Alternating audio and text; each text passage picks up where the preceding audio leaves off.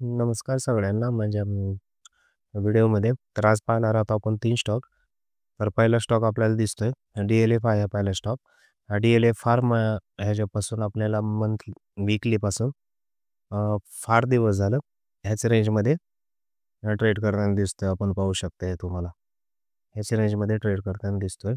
तर ह्याचं रेजिस्टन्स आहे 902 आणि स्टॉप लॉस किंवा सपोर्ट आहे याला ₹812. तर तुम्ही पाहू शकता हे वर ब्रेकआउट आलं तर जवळजवळ एवढ्या मंथलीचं ते टार्गेट अचीव्ह करेल DLF.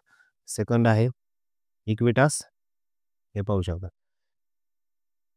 Equitas small bank finance सपोर्टला येऊन टेकला आहे हा स्टॉक.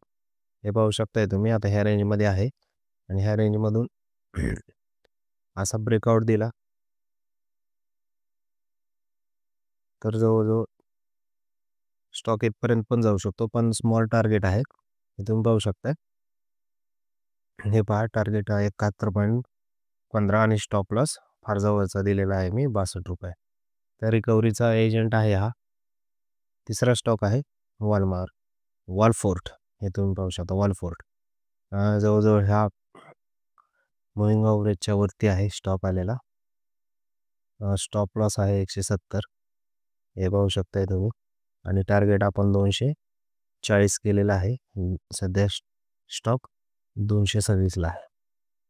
तर हे तुम्ही रडारवर ठेवू शकता. Thank you very much.